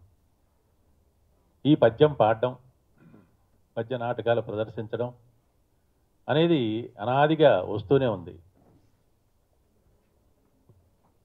ఇది ఇక్కడికి వచ్చేంత వరకు నేను నిన్న చెప్పాడు కానీ తమ్ముడు గోపాల్, నేను సినిమా అనుకోలే, నాటకం అనే అనుకున్నా. సినిమా చాలా సంతోషంగా ఉంది. చాలామంది భయపడుతున్నారు. పౌరాణిక చిత్రాలు నిర్మించడానికి కానీ, జానపద చిత్రాలు నిర్మించడానికి కానీ ఇదివరకు చాలా ప్రేరణ, చాలా ప్రోత్సాహం ఉండేది. కానీ ఇప్పుడు లేదు, తగ్గిపోయారు. చూసే ప్రేక్షకులు తగ్గిపోయారు. అంటే కాలం మారుతోంది, యువత మారింది. ఇవాళ పద్య నాటకాలు చూడటానికి రమ్మన్నప్పుడు ఇదివరకు రాత్రి 10 గంటలకు మొదలు పెడితే తెల్లవారు 6 దాకా జరిగేది అని చెప్పి అందరికీ తెలుసు. కానీ ఇప్పుడు దాన్ని 2:30 గంటలకు కుదించారు. ఈ 2:30 గంటలకు కుదించిన తర్వాత పద్యనాటకం ఇంకా ఇంకా ఇంకా ఇంకా వెలుగొందుతూనే ఉంది. ఎందుకంటే రకరకాల ఇతివృత్తాలు, రామాయణం కానీ, భారతం కానీ, ఇంకా ఎన్నో మనకున్న చారిత్రాత్మకమైన గ్రంథాల్లో కానీ అలాంటి అంశాలు తీసుకొని చాలా చక్కటి నాటకాలు రచిస్తున్నారు. ముఖ్యంగా మన నంది నాటకోత్సవాలు కూడా దానికి దోహదం చేసినాయి. మళ్ళీ ఒక పునరుజ్జీవం కూడా కలిగింది. అయితే నేను నా నెల నాటక ప్రదర్శనలో కూడా ప్రతి 4 నెలలకి ఒకసారి ఒక పద్య నాటకం చేయిస్తున్నాను. నాకు పద్యం పాడడం రాదు. మా నాన్నగారు చాలా గొప్పగా పద్యం పాడేవారు, కానీ నాకు రాదు, నాకు భయం. నాన్నగారు చిన్నప్పుడు ఎక్కడ నాటకం జరిగినా నన్ను కూడా వెనకాల తీసుకెళ్ళేవాడు. భయంగానే వెళ్ళేవాడు. కూర్చోబెట్టేవాడు. రాత్రి 10 గంటలకి మొదలెట్టేవాడు. నాకు నిద్ర వస్తుండేది, చాలా ఇబ్బందిగా ఉండేది. నాన్న అని వేలు ఇలా చూపించేవాడిని. పోయిరా అనేవాడు. చిన్నగా బయటకు వచ్చేసి రేపు పొద్దున మహా అయితే ఒక అరగంట తిడతాడు కదా అనేసి ఇంటికి పారిపోయేవాడిని. క్షమించండి నన్ను, ఎందుకంటే అందరూ పద్యనాటకాభిమానులు. కానీ అప్పటి నా పరిస్థితి అది, నా మానసిక పరిస్థితి అది. తెల్లవారినట్టు క్లాస్ తీసుకునేవాడు, ఒక ½ అవర్ వాయించేసేవాడు. ఇక అది మామూలే. అయితే అదొక వరం. పద్యం పాడడం అనేది ఒక మహత్తరమైన కళ. అది అందరికీ అబ్బదు, చాలా గొప్పది. అయితే నేను ఈ పద్యనాటకాలు ప్రదర్శింపజేస్తూ కూడా పద్యనాటకాలు రాసేవాళ్ళని, పద్యనాటకాలు ప్రదర్శించే వాళ్ళని, నటీనటుల్ని, వీళ్ళందరినీ కూడా ఒకే ఒక కోరిక కోరుతూనే ఉన్నాను. ఇవాళ కూడా మళ్ళీ దాన్ని చెప్తున్నాను. పద్యం నాటకం అనగానే 50 ఏళ్ల పై వాళ్ళు మాత్రమే వస్తున్నారు ప్రేక్షకులు, ఎక్కువ మంది. ఇంకా తక్కువ మంది రావటం లేదు. ఎందుకంటే ఆ రుచి తెలుసు వాళ్ళకి, వాళ్ళు వస్తున్నారు. మరి వాళ్ళ సంఖ్య తగ్గిపోతూ ఉంది కదా. కనుకనే ప్రేక్షకులు కూడా తగ్గుతున్నారు. చూస్తారు, వింటారు, ఆదరిస్తారు. కానీ 50 ఏళ్ళకి తక్కువ వాళ్ళు కూడా 40, 30, 25 ఇవాళ కుర్రాళ్ళు కూడా చాలామంది నిలబడ్డారు అక్కడ. సంతోషంగా ఉంది నాకు. యువతని కూడా పద్య నాటకం ఆకర్షించాలి. పద్య నాటకం ఇంకా ఇంకా ఇంకా ప్రాచుర్యంలోకి రావాలి. కనుక నేను మళ్ళీ ఇంకొకసారి ఏం మనం చేస్తున్నానంటే, పద్య నాటకాల రచయితలు కానీ ప్రదర్శకులు కానీ నటీనటులు కానీ పద్యాన్ని అర్థవంతంగా పాడండి దయచేసి. అర్థవంతంగా పాడడం అంటే ఇంకొకటి, అర్థం అయ్యేటట్లుగా పాడండి, అర్థం అయ్యేటట్లుగా రాయండి అని కూడా నేను మనవి చేస్తున్నాను. నేను పద్యం విషయానికి వచ్చినప్పుడు అతి పామరుణ్ణి, నేను పండితుడిగా ఇక్కడికి రాలేదు, నాటకాభిమానిగా వచ్చాను. పద్య నాటకం విషయంలో నాకు ఓనామాలు తెలియవు, పద్యాల విషయంలో ఓనామాలు తెలియవు, ఆ శృతి తెలియదు, రాగం తెలియదు, ఏమీ తెలియదు. కానీ కేవలం ఒక పామరుడిగా నా అభిప్రాయం చెప్తున్నాను. ఇవాళ యువతరాన్ని కూడా ఆకర్షించాలంటే మీరు పాడే పద్యం అందరికి అర్థం కావాలి అనేది నా అభిప్రాయం. మీరు ఏకీభవించగలిగితే సంతోషం. ఒకవేళ నన్ను తిట్టాలనుకున్నా తర్వాత తిట్టొచ్చు. అర్థమైతే ఆ రుచి గనక యువతరానికి తెలిస్తే ఇవాళ యువతరం కూడా మళ్ళీ ఉరకలెత్తుతూ పద్య నాటకానికి పరిగెత్తుతారని చెప్పేసి నా అభిప్రాయం. అందుకే నేను చెప్పాను ఈ విషయం. రావాలి రావాలి యువతరం రావాలి రావాలి. వాళ్ళు కూడా పద్యంలోని ఆ సొబగుని సొగసుని ఆస్వాదించగలగాలి. అప్పుడే మన పద్య నాటకం ఇంకా ఇంకా ఇంకా చిరంజీవిగా మనగలుగుతుందన్నమాట. అది నా కోరిక. అంటే ఇక ఇంతకు మించి ఎక్కువగా మాట్లాడగలిగే, అంటే నాటకం అంటే ఇష్టం, నాటకం ఆడించడం ఇష్టం, నాటకం ప్రదర్శించడం ఇష్టం. నాటకం అనేది ఇంకా ఇంకా ఇంకా ఇంకా ప్రాచుర్యం చెందాలి. ప్రతి ఊళ్ళో ప్రతి వారం ప్రతి ఆదివారం ఒక నాటక ప్రదర్శన జరుగుతూ ఉండాలి అని ఆశించే ఒక జీవిని నేను, ఒక నాటక జీవిని. అంతే. ప్రతి చోట ఆడుతూనే ఉండాలి. కేవలం ఈ పరిషత్తులే కాదు, అన్ని చోట్ల ప్రతి ఆదివారం ఒక నాటకం కట్టేస్తారు. టీవీలు పక్కన పెట్టేస్తారు, సినిమాలు పక్కన పెట్టేస్తారు. నాటకం తప్పనిసరిగా చూసే ప్రేక్షకులు ఇవాళ ఉన్నారు అని నేను సగర్వంగా చెప్తున్నాను. ఏది అడ్డం రాదు నాటకానికి, వచ్చేస్తారంతే. నాటకం చూసే ప్రేక్షకులు నాటకానికి తప్పనిసరిగా వస్తారంతే. సినిమా చూసే ప్రేక్షకులు సినిమా హాల్కి వచ్చి చూడాలనేవాడు సినిమా హాల్కి వచ్చే చూస్తాడు. ఈ సీడీలు ఎన్ని వచ్చినా కానీ అవి ఆపలేవు.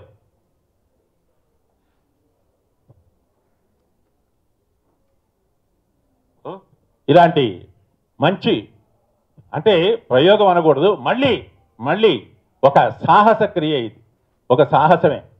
ఇందాక చెప్పారు ఈయన, మరి స్థానం నరసింహారావు గారు, బుర్రా సుబ్రహ్మణ్య శాస్త్రి గారు, ఇంకా నాకు ఇంకా బాగా ఇష్టమైన వేదాంతం సత్యనారాయణ శర్మ గారు,